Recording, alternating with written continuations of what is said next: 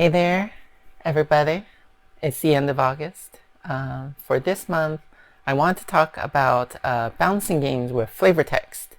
Just so we're all on the same page here, when I'm talking about flavor text, I'm talking about text that doesn't carry like a mechanical weight to it. So I'm thinking like the bit at the bottom of Magic Cards that's like, it's so sad that there's a Diet of Ligma. Or like in the most cases, like the title of a card, right? Like that's like flavor text. It doesn't like mechanically impact the game usually. So with that, you might say, Zoe, what the heck? If the text doesn't have a mechanical bearing, how can it balance anything? To which I'd say, I'm going to get to it. Hold on. For those of you who've playtested Bread relatively recently, you might be familiar with this step during setup on the postcards that tells you to cut losses. And then there's like a little bit of line of text below that that's written in like a handwritten like kind of font, and it's purpley, and it says like if you're generous, skip this step. What if I told you that this is flavor text? The rulebook kind of tells you to disregard the presence of the moon touched, and it's heavily implied that this purple handwritten text is the moon touched. So like in a canonical sense, like the game is vandalized, right? Like the real game, you're always supposed to discard like unrest at the beginning of setup to cut losses. But this flavor text kind of invites you to consider like how weird this mechanic is. Like the game adds a component and then immediately tells you, now remove that piece before the game even starts. This was like a way that I was balancing Bread towards people who were open-minded about this weird stuff, but also for generous players. Maybe you think this is a stretch, like it doesn't really qualify as flavor text at this point, and you know, I might be inclined to agree with you. So let's look at like another example. I've been working on the second edition of Vibes, where students have flavor text describing things that they want. To give them a bit more personality. There's an ulterior motive here, though. I acknowledged in the rulebook that sometimes the students want things, but it's up to the teachers how much they listen to them. And in the end, they don't make the rules of the game. Like, this is my way of having the rulebook say, like, this is flavor text, right? Like, you could disregard the card text, it's flavor text. But the flavor text was serving as like a way of giving players like an additional objective for the game, right? Like, it was a way to sort of put like more on their plate if they felt like they wanted a bit more challenge. Like if they felt like the core premise of the game was not engaging enough, they could be like, okay, well, now I'm going to try and meet as many of these students' needs as possible, right? So there's that. But however, during testing, I started worrying that the goofballs might get lumped into this because they've got text on them too. And previously they were intended to be a canonical part of the experience. They weren't really acknowledged in the rules, but like if cards on text tell you some mechanical thing is true, you kind of just assume it's true. But I decided to lean into this a bit. I decided I would add some other students that would also let you cheat, just like the goofball. And then after playtests, I would have like a fun little like test where I'd ask the players, okay, this player that has a goofball, are they vibing? And then they'd be like, usually they'd be like, yeah, the goofball counts as any, so it lets them vibe. And then I'd go to like another player that had like the student that says like, my group vibes because I say so. And that's like, what about this group? Does this group vibe? And then they'd usually be a lot more reluctant to acknowledge that there's a card that just says like, my group wins. Like, and so players had to kind of decide what flavor text they decide to accept as flavor text and when to actually accept it as like a mechanical element of the game. So when this edition eventually makes its way into homes, I'm not like gonna be there to police them and be like, ha ha ha, the goofball tricked you, your group doesn't vibe at all. that play group is going to have to decide on their own how to read the result. And honestly, that's the way I want it. Canonically, it is unclear if the goofball is a canon or mechanic or if it's flavor text. I feel like I should be explaining this better. Maybe this is like a semantics thing, and less a case for flavor text and for balance, and more of an argument for ambiguous rules for balance. But that's how I've been holding it in my head. So, yeah, okay. If it makes you feel better, the power of ambiguous rules allow players to sort of have a little bit more freedom to house rule things that fit their playstyle better, but in like a organic, fuzzy way. All right. Okay. For this month's spotlight, I wanted to talk about Eric Dittmore's Hermit Hustle. I played this one at Pro Spiel Online. This same designer that did Adulting, which was also spotlight earlier. And this game, you play as this family of hermit crabs on the beach, and a brand new shell appears, and then each player's family will send a crab out to go get a shell upgrade. And the way this looks mechanically is that your family of crabs is like a hand of cards that represent their shell and the size category and like the more granular size of those shells. And you'll play one simultaneously with everybody else, and then everybody will reveal them and arrange them in like ascending order as real crabs do. I'll put a link to that video and whatever that's called, I forgot. I'm tired. And every crab will upgrade to the next largest shell. So the large shell will be taken by the largest crab with the largest shell, and then the crab with the small shell will upgrade to the second small shell, and the small shell will get left behind. And this core loop is so good. I want to buy this game already just so I could play it with my kid.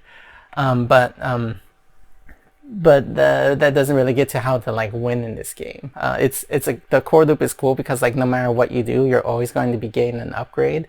But the goal of this game is that there's going to be a variety of different crab dreams that are available, and some of them are like have the most shiny shells. Some of the cards have like a shiny quality. Those are like the kind of like near the top end of their size category. And there's another goal that's like have the most equal family where most of the shells are the same size category. There's another one for like the largest like collective shell size of your family, stuff like that. Now I will admit that on like a multi-victor scale from like root to bread, where root's probably like the least multi-victor game and bread's like the most, this would land somewhere like above Cosmic Encounter. There's like a limited number of goals, so it's not possible every family will walk away like achieving their crab dream. But I still like the way this sets up the game so that multiple players have different goals to shoot for, and they'll be like sort of trying to decide what goal to target and how much to invest in it, and how much to like deviate when it seems obvious that somebody else is going to reach their crab goal, stuff like that. But yeah, this game is so good. It's great. Yeah.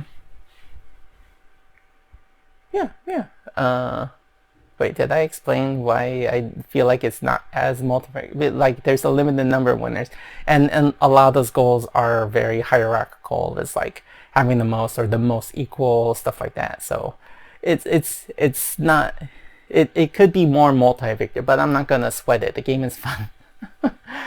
All right, my game updates. I'm delaying the Vibes crowdfund. I'm sorry, I'm just not ready like I hoped I would be. I don't know how to get reviewers or previewers to look at games, if I'm to be really honest. I'm still figuring out how to market. I have a lot of, and besides, I got a lot of other things to take care of on my plate, so it's like, it's not the highest priority. So we'll just put that on the back burner until I've got the bandwidth for it, you know? in terms of conviction, Matthew helped me take another pass over the rule book and talked to me into making the role play bit setup a mandatory step. Sometimes on a group's first play, they would kind of get engaged in the card play, but not really do any role playing. And by the end, they just be like, "Oh, looks like we separated." And while they played like mechanically correctly, it wasn't exactly the intended experience, if you know what I mean. Like, I took the bit of setup where it suggests you do like a little session 0 with your initial 3 cards that you reveal during step, like the ones that determine how off kilter, how off balance your relationship is. And I made that like section more direct and mandatory. So like before, I had like these open-ended prompts, and it was like this is optional, you could do this if you want. And now it's like, this is part of setup. It like tells you to do this before you give the cards to the players. It tells you, okay, with these 3 cards in mind, knowing that cards tend to affirm the player that it matches the suit, the idealist will decide what change they want in the relationship. And then the stalwart will explain why that's a bad idea. And so far, I've been really liking this change. I think I've been resistant against it because like I was like, I don't necessarily want TTRPG in my card game. Maybe I just want it as like a table seasoning. But and I was being kind of stubborn on this. But then people were sometimes eating like under-seasoned meals and having like a subpar experience. So funnily, like, yeah, so I never really thought about it this way, actually. It wasn't until I wrote the script on this. But like, I guess with that metaphor, if somebody, like, I want to put in the recipe the best steps to make the best dish, and then people making it, they could decide for themselves, like, I really hate role-playing, we're skipping this step on their own, right? Like the recipe still says this is the way to cook the dish, to prepare the game, to have the best experience. And you could skip this step, but it's not going to taste the way I intended. Yeah. So that's that. For bread, I got a little bit of final art. Shaboom, shaboom, shkaboom. I hope I gestured in the right way. And for Unraveled, I tested this over at Protospiel. One of the few games of mine I tested over at Protospiel. I don't have a lot to report other than that I'm going to revisit the way the turn flow works in it, because that's been like a consistent point of friction, like in playtest feedback. And Zach Morse shared some like really valuable feedback as a conspirator that I never really considered before. They described it as like you're kind of like a magician in that you're trying to control the sleuth's attention, you're trying to misdirect them, you're like an illusionist. And by allowing the sleuths to have infinite time, you allow them like the possibility to like always see through your trick. Like almost like if you were to have a magician do their act in slow motion, you would be able to see what the heck they were doing. So it's got me thinking a little bit more about the flow. I haven't had the bandwidth to really tackle this problem. It's just on my radar. And that's pretty much it. I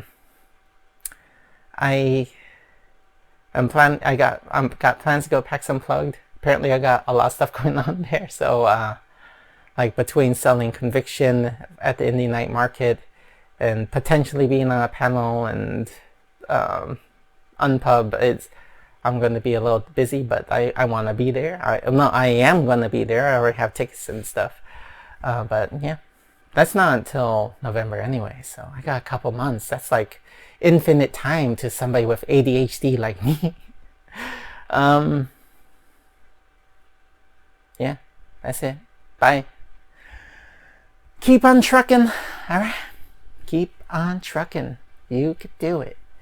You got the determination. Okay.